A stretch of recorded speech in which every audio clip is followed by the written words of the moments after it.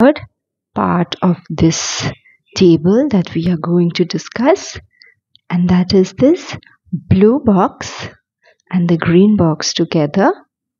So basically I'm talking about this chart. Now this chart is very easy to remember because it is very similar to the blue chart that we had discussed during the antenatal thromboprophylaxis. So this is the corresponding antenatal mnemonic for this section. This blue chart and the antenatal corresponding mnemonic. But there are few things that we will have to remove from this chart and a very few things that we'll have to add so that we can get a holistic remembrance of this section of the puerperal or the postnatal assessment and thromboprophylaxis. So first and foremost, the most important thing that we have to remove from this mnemonic is the IVF. So if it was an IVF pregnancy, we have covered the patient antenatally on thromboprophylaxis.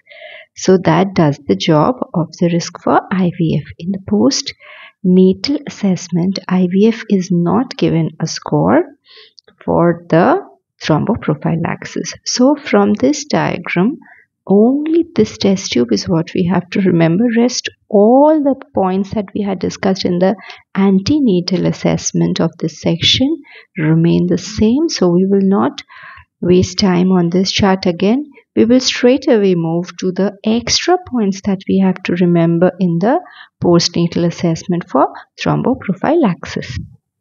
Now this is the mnemonic for the extra points that we have to remember in this chart for the postnatal thromboprophylaxis.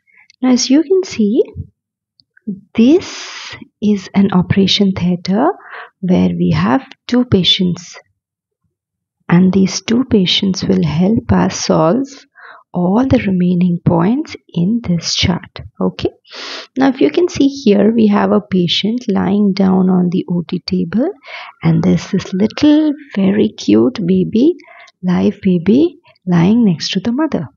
And why was this cesarean section done? It is an elective LSCS. It was an elective LSCS. So elective LSCS is 1 point during the assessment of postnatal thromboprophylaxis. But it is given a little less score than cesarean section in labor, what we discussed in the part 2 of this series.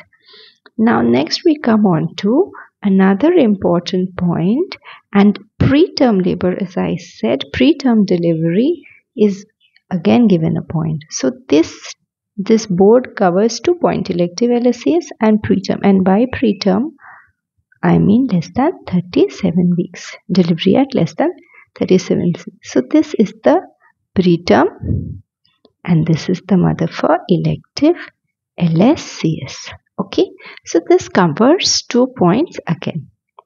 Now we will come to this mother. Now this mother is covering a lot of points, too many points. As you can see, the situation here is very serious. Firstly, most importantly, she had prolonged labor. So that is why she's not looking very happy. Isn't it? The baby, if you can see, by prolonged labor, here we mean more than 24 hours. Now here you can see this baby is a stillbirth, asystole in the ECG. So this is a stillborn. So stillbirth in this pregnancy is again a point, a score. Then if you see for this lady who was given a forceps because of prolonged labor, okay, she was given a forceps and still there was a stillbirth. So this is pathetic, but this is what we have to remember. How we have to remember. Now, what are the types of forceps which are scored for the postnatal assessment?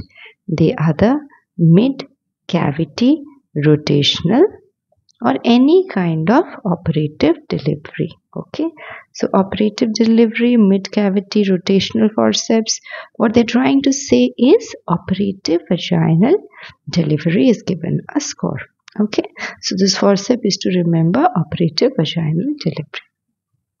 Next, if you see this lady, there's so much blood here. So PPH.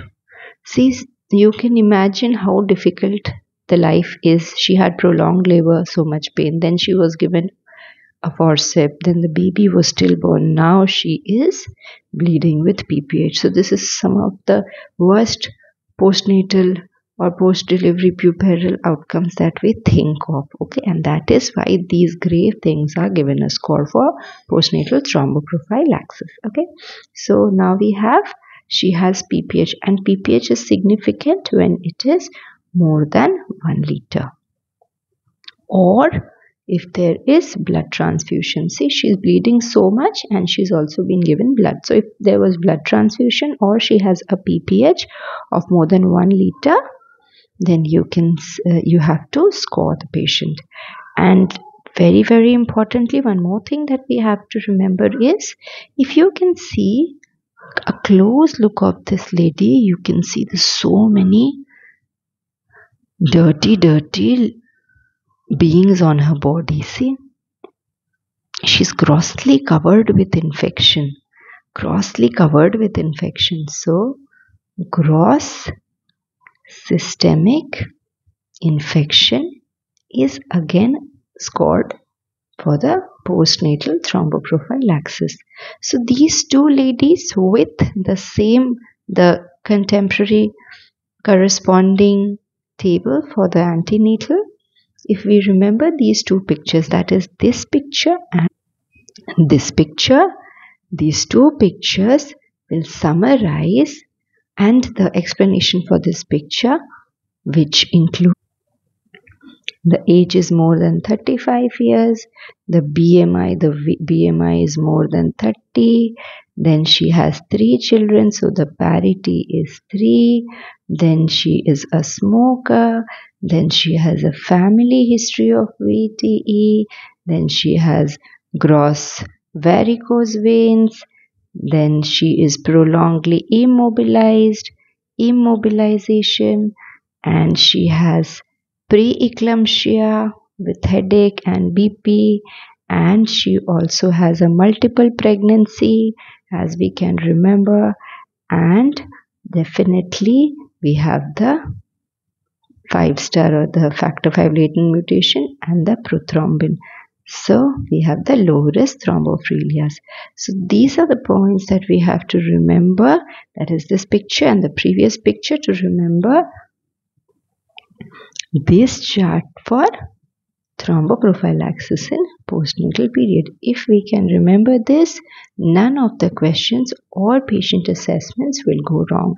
Now, one thing that we have to remember, depending upon the number of factors which are present, we have to score the patient. That is, if the score is 2, or it could be definitely more, it could be 3 or whatever, then so from 2 onwards we will give thromboprophylaxis at least 10 days, and then depending upon how long the factors are extending, if there is prolonged some risk factor which is extending for longer, then we might have to give it for longer, but at least for 10 days we will give from 2 onwards. Here we have to remember the golden number of 2.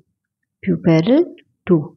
Antenatal 2 was not given a significant score for thromboprophylaxis, but in postnatal 2 onwards we have to give thromboprophylaxis, scoring of 2, and less than 2, that is 0, 1, we have to just hydrate the patient. So if only one risk factor is there, or if only one score, to be precise, because there are a few factors which are given score of more than 1, we'll discuss it in the next video.